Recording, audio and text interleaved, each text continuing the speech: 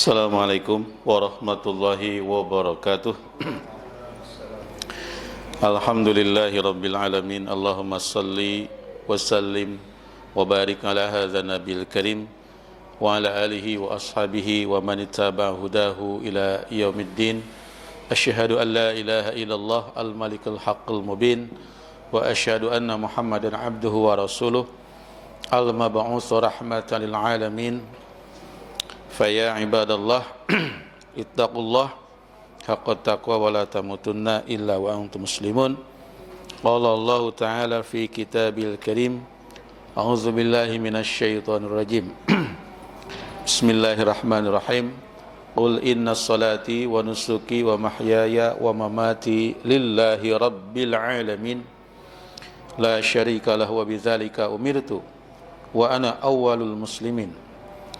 Surah Al-An'am ayat 162 sampai 163. Babu man jaa fi dzabhi li ghairillah.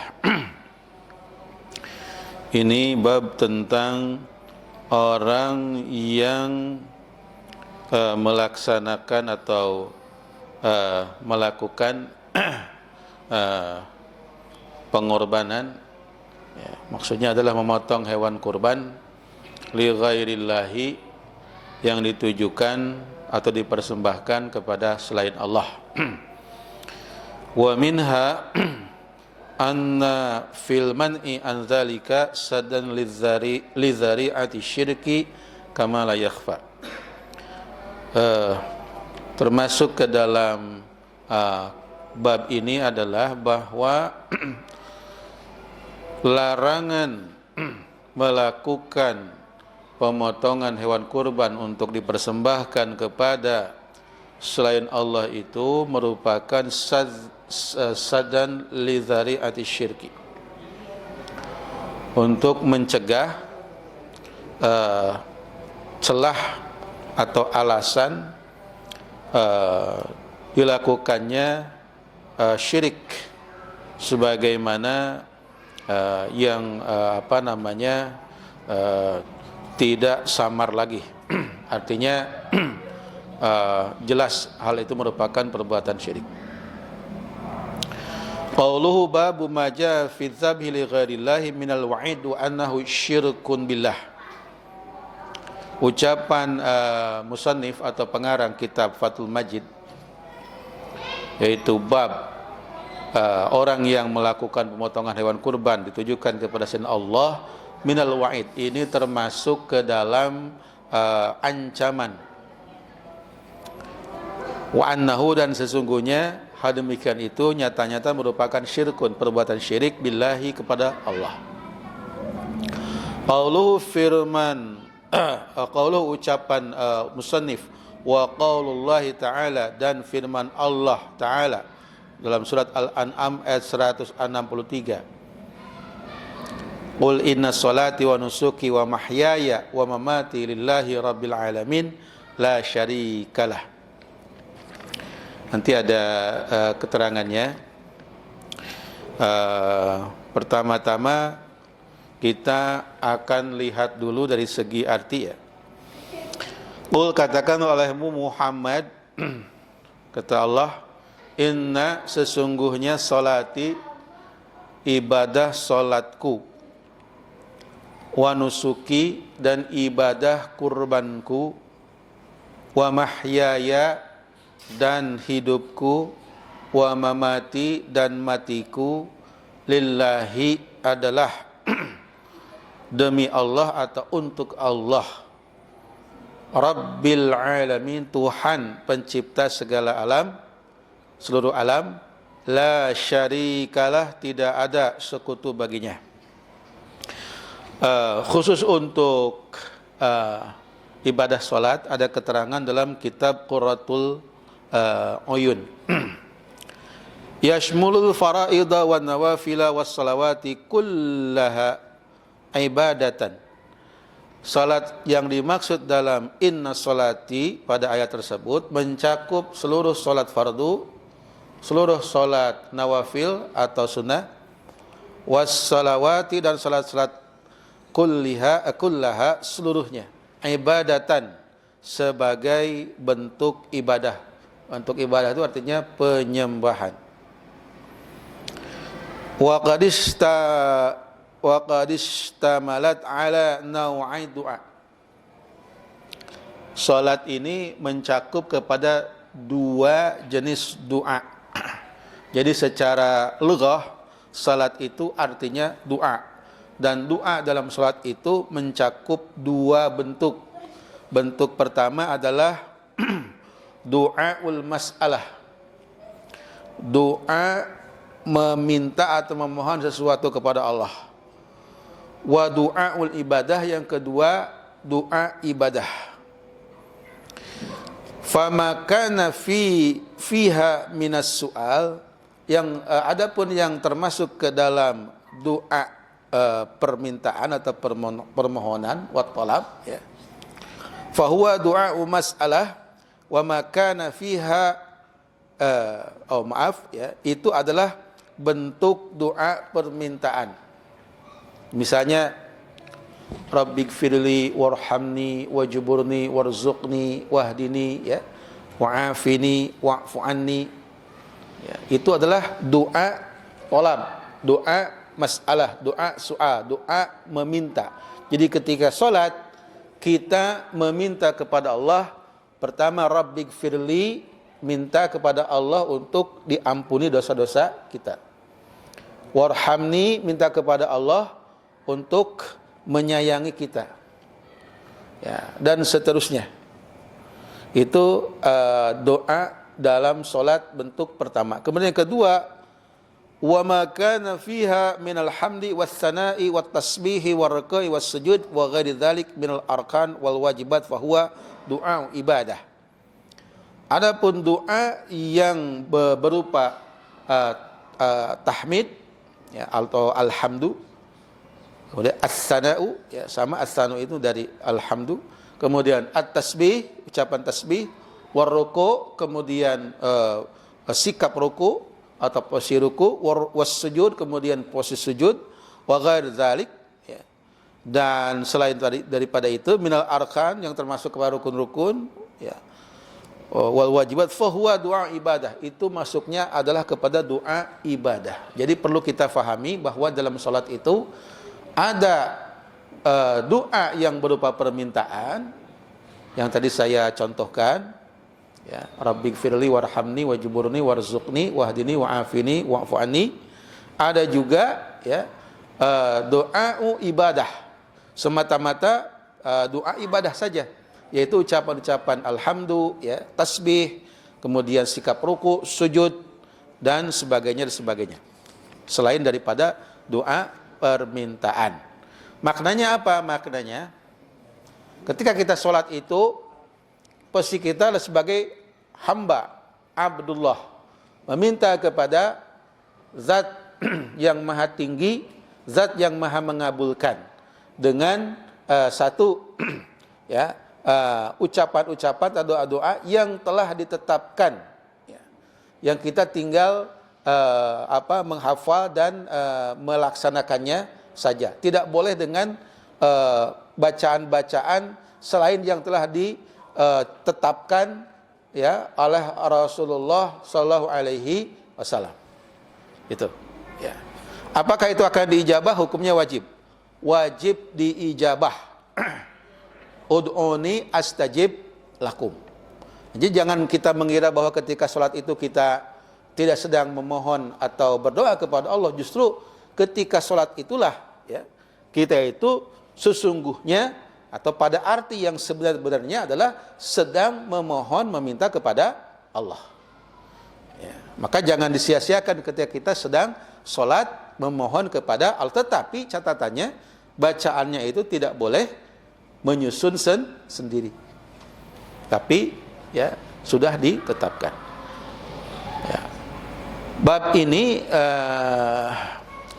khusus dibahas di dalam rangka saddu dzari'ati lisyirk, saddu dzari'ati syirk, mencegah timbulnya, ya, atau celah perbuatan syirik. Dulu bangsa Arab jahiliyah, ya, abidu sonamin wa wathanin, ya, penyembah berhala.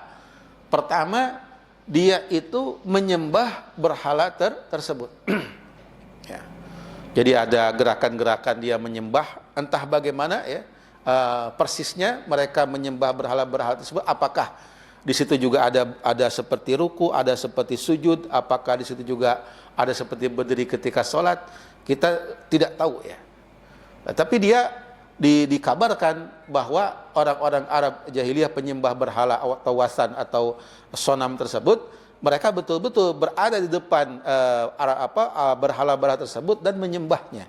Satu. Yang kedua, ya, mereka juga melakukan ritual penyembelihan hewan kurban, dipersembahkan kepada berhala-berhala tersebut.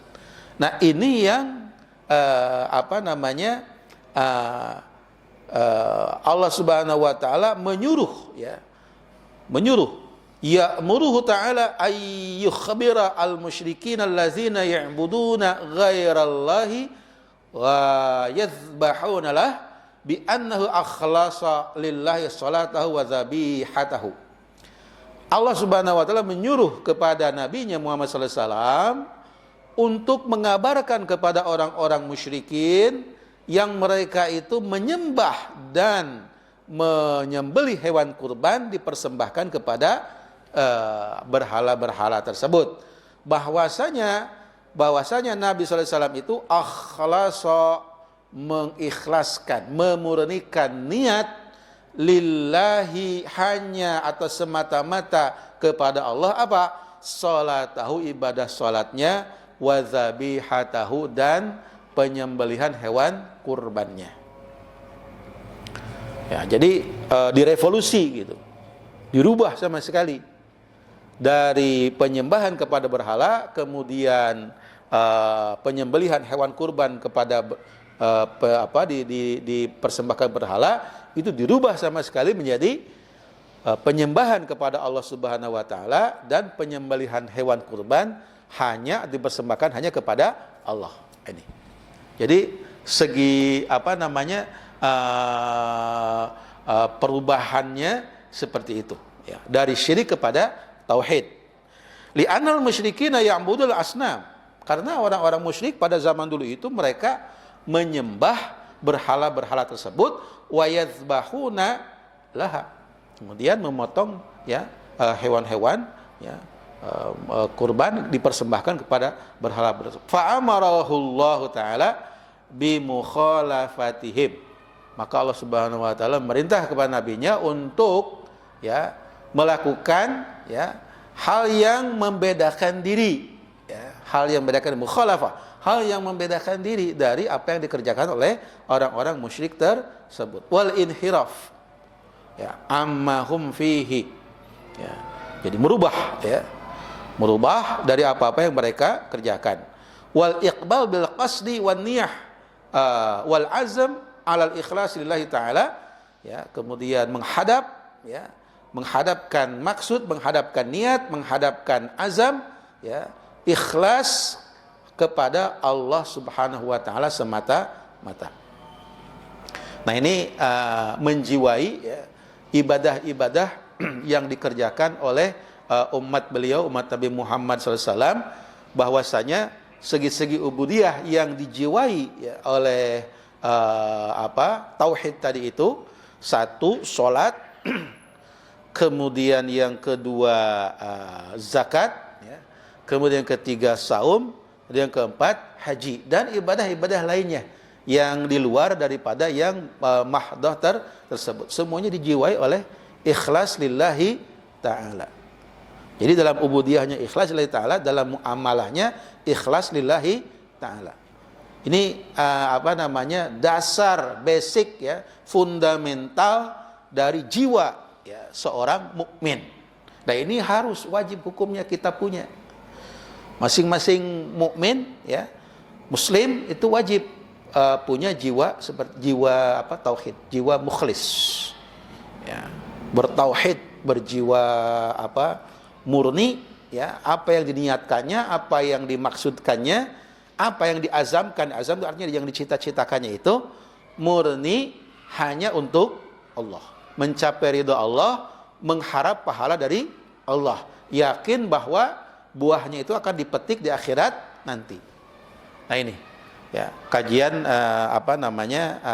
pada malam ini. Qala Mujahid, kemudian Mujahid berkata menerangkan tentang arti nusuk. Ya. An-nusuk adzabhu fil haji wal umrah. Kata Mujahid, yang dimaksud dengan nusuk itu adalah memotong hewan kurban di waktu haji dan umrah. Ya. Kemudian waqala Tsauri, Imam As-Tsauri ya, Anis Sudi dari Imam As-Sudi, an Sa'id bin Jubair dari Sa'id bin Jubair menerangkan bahwa wa nusuki, yang maksud dengan nusuki adalah zabhi. Kemudian wa kadza qala ad-Dhahhak, demikian juga kata ad-Dhahhak. Ya. Jadi kalau kita ada sering membaca surah ayat fasalli li rabbika wanhar, maka dirikanlah salat olehmu li rabbika ya, semata-mata ikhlas untuk Tuhanmu ya, wanhar, dan berkurbanlah. Nah ini jadi berkurban, memotong hewan kurban itu merupakan makna dari nusuk. Inna sholati, sungguhnya ibadah solatku, wa nusuki, dan ibadah kurbanku. Jadi pada zaman dahulu, memang di zaman-zaman jahiliyah dulu ya, tadi seperti saya terangkan, orang-orang jahiliyah itu memang dia betul-betul menyembah, apakah bentuknya berupa batu ataukah bentuknya berupa pohon ya, seperti yang sudah diterangkan sebelumnya ya.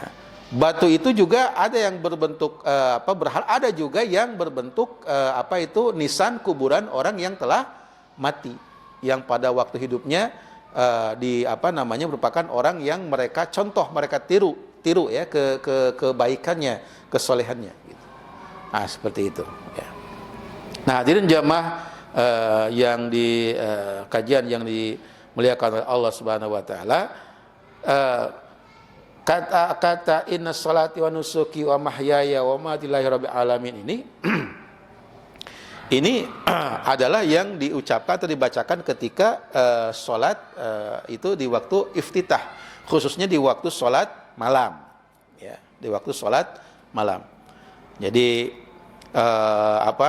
itu bacaannya panjang ya, lengkapnya itu panjang. Wajah tu wajhiya ya, lillazi fatara samawati wal arda hanifa muslima wa ma ana minal musyrikin inna sholati wa nusuki wa mahyaya wa mamati lillahi rabbil alamin la syarika lahu bidzalika amirtu wa ana minal muslimin ya. Kemudian Allahumma antal maliku la ilaha illa anta ya. Kemudian dan seterusnya panjang itu ya. Nah kita lakukan lanjutkan sedikit, wa mahyaya, dan hidupku, artinya apa saja yang kita kerjakan dalam hidup ini ya, aktivitas 24 jam yang kita lakukan, wa mamati, dan apa yang akan kita bawa mati nanti berupa iman dan amal saleh, itu lillahi rabbil alamin, ditujukan, diniatkan, dimaksudkan untuk ya mendapatkan ridha ya, ridha dan pahala Allah Tuhan pencipta segala alam ini ya. La syarikalah, tidak ada syarikat bagi Allah ya. Ini membantah ya golongan orang-orang musyrik, baik itu abidi sonamin wa wasanin, penyembah patung-patung arca-arca berhala itu, atau Yahudiyin ya, atau golongan orang-orang Yahudi, atau Nasraniyin atau golongan orang-orang Nasrani, atau Majusiyin atau golongan orang-orang Majusi. Dan selain dari itu juga ada golongan yang disebut dengan Ladiniyah ya, orang-orang atau kelompok yang tidak beragama, yang disebut dengan kaum ateis, yang mereka ini bercita-cita untuk menghapus ya, ajaran agama yang dibawa oleh para Nabi dan Rasul Allah ya. Itu di zaman Nabi Ladiniyah, orang-orang ateis ini nampaknya belum ada, tapi setelah timbulnya Renaissance ya, pencerahan ilmu pengetahuan di negeri barat Nah, golongan orang-orang ateisme ini muncul. Mengapa mereka muncul? Karena mereka merasa bahwa ketika diatur oleh agama Kristen ya, oleh gereja, mereka merasa terkungkung, tidak bisa maju ya. Nah, kemudian mereka berontak ya, menyingkirkan agama dalam kehidupan sosial mereka, dalam kehidupan publik mereka, dijadikan semacam urusan privat saja. Maka kemudian mereka menciptakan semacam agama baru yang disebut dengan ilmu pengetahuan ya. Kita perlu juga mengetahui hal ini untuk mengetahui bagaimana sejarah kemunculannya kelompok Ladiniyah ini. Ladiniyah ini tentu saja ya, bertentangan ya dengan ayat ini. Ya, kalau seorang muslim, seorang mukmin itu meniatkan ya, dia beribadah menyembah, dia berkorban, ya, dia aktivitas 24 jam sehari. Dia nanti wafat dengan membawa keimanan dan amal saleh. Nah, kalau orang ateis ini ya, dia beribadah tidak ya, salat tidak tentunya. Dia menyembah kepada siapa? Karena dia tidak percaya kepada agama. Yang kedua, dia berkorban juga tidak, dalam arti menyembelih ya hewan kurban untuk dipersembahkan. Dia tidak melakukan itu. Dan yang ketiga, 24 jam hidupnya hanyalah untuk mengejar uang. Kemudian yang keempat, ya matinya ya itu dia tidak ada tujuan akhirat. Nah, ya, jadi ini perlu kita mengetahui juga. Kenapa? Karena tadi yang saya katakan bahwa kelompok Ladiniyah ini bercita-cita ingin menghapuskan ajaran agama yang dibawa oleh para nabi dan rasul. Karena mereka menganggap bahwa agama itu ya simbol kemunduran, ya.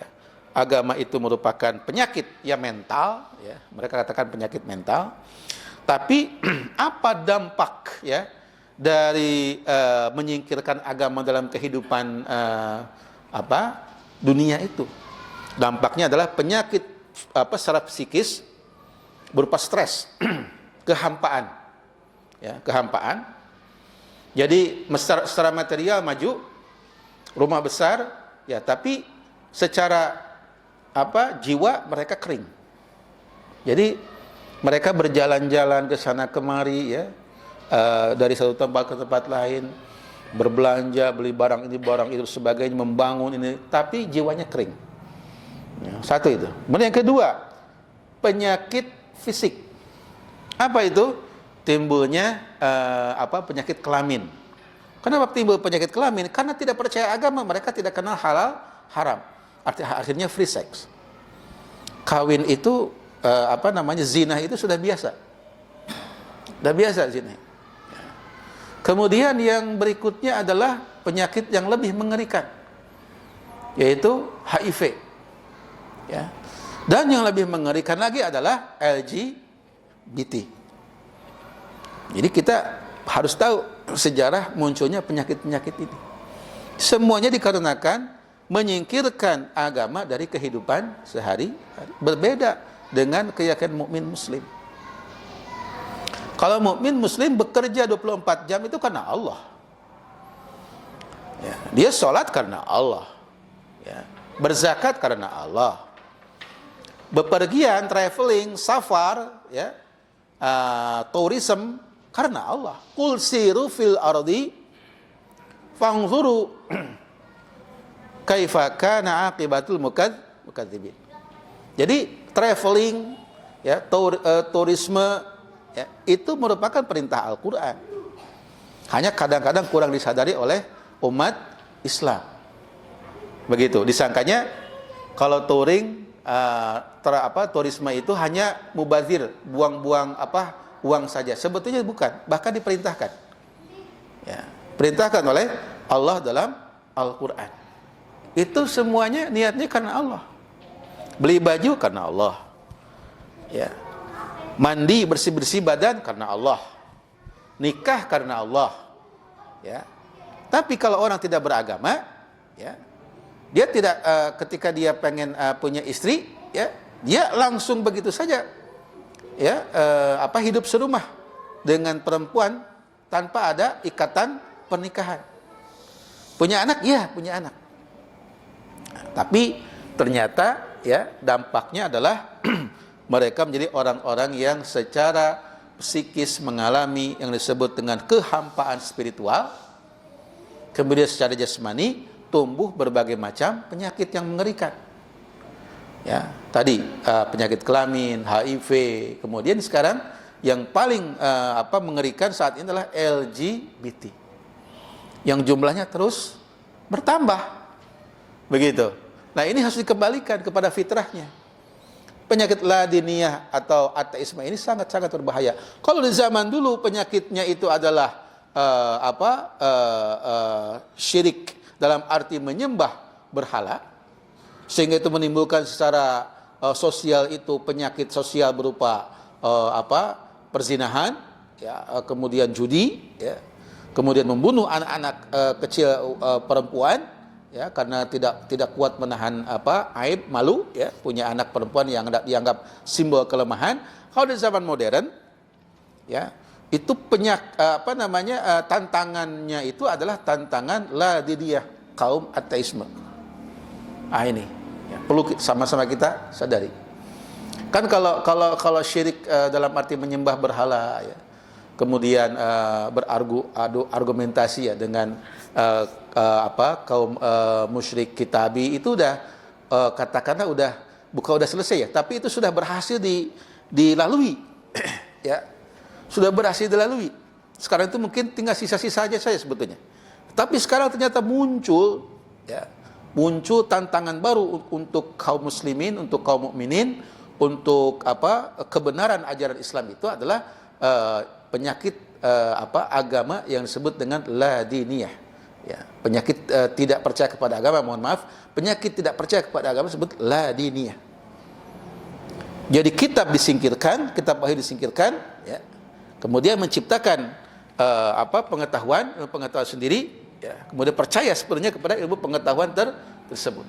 Islam tidak berarti anti kepada ilmu pengetahuan, bahkan yang memajukan ilmu pengetahuan itu adalah ulama-ulama kaum muslimin. Tetapi bedanya apa? Bedanya adalah kalau ulama-ulama kaum muslimin itu memajukan ilmu pengetahuan itu berdasarkan inspirasi, ya, dari kitab wahyu, dari Al-Quran, dari hadis-hadis Rasulullah SAW. Kalau orang yang ladiniyah, dia mengembangkan ilmu pengetahuan itu karena dasarnya dia memusuhi kepada agama. Nah, ini. Nah, kemudian perbedaannya kedua, ketika ilmu pengetahuan dimajukan oleh umat Islam, itu menimbulkan hadarah peradaban, ya. Peradaban yang mulia, ya. Peradaban yang penuh dengan akhlakul karimah, ya. Peradaban yang dalamnya itu harkat dan martabat manusia itu mencapai ketinggian. Tapi kalau peradaban itu dibangun, ya, oleh ilmu pengetahuan berdasarkan anti kepada agama, yang terjadi adalah timbulnya berbagai macam penyakit yang mengerikan tadi. Jadi bukan barokah yang dapat, tetapi kerusakan. Ini saya kira pengajian, ya, kajian kita malam ini, ya, berkaitan dengan melakukan pengorbanan, ya, kepada selain Allah, ya. Jadi secara makna dekat, kemudian makna jauh, ya. Dua-duanya penting kita ketahui, ya. Nah, yang terakhir adalah qala Ibnu Katsir, berkata Imam Ibnu Katsir, wa huwa kama qala fa inna jami'al anbiya qablahu kanat da'watuhum ilal Islam wa huwa ibadatullahi wahdahu la syarikalah. Jadi seluruh nabi-nabi Allah sebelum Nabi Muhammad SAW itu, dakwah mereka, ajakan mereka, ya, kepada manusia itu adalah ilal Islam, mengajak manusia itu kepada agama Islam. Jadi bukan kepada agama-agama yang lain. Agama itu hanya satu, agama dari Allah itu hanya satu. Sejak Nabi Adam AS sampai Nabi Muhammad SAW itu, agama dari Allah itu hanya satu, yang disebut dengan Islam. Ya. Wa huwa ibadatullahi wahdahu la ta'ala, sebagaimana Allah berfirman, wa ma arsalna min qablika min rasulin illa nuhi ilaihi annahu la ilaha illa ana fa'budun. Ya, dan tidaklah kami Allah ya mengutus dari sebelummu min rasulin, dari seorang rasul, illa kecuali nuhi kami wahyukan ilahi kepada utusan tersebut ya, kepada rasul tersebut, annahu, bahwa sesungguhnya la ilaha, tidak ada Tuhan yang patut disembah, yang patut dimintai pertolongan, yang patut dipersembahkan ya kurban kepadanya, illa ana, kecuali kami Allah, kata Allah. Fa'budun, maka hendaklah kalian wahai manusia menyembah hanya kepadaku. Demikian pembahasan Fathul Majid pada malam ini ya, yaitu surah Al-An'am ayat 162 dan 163 ya, khususnya bab manjaa fi dzabhi li ghairillah, haram hukumnya, syirik hukumnya ya, mengorbankan hewan ya ditujukan kepada selain Allah. Jika ada pertanyaan saya persilahkan.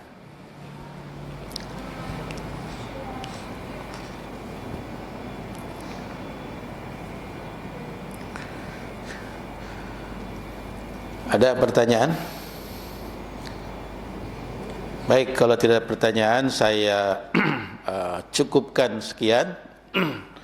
Kesimpulannya adalah yang pertama, haram hukumnya ya,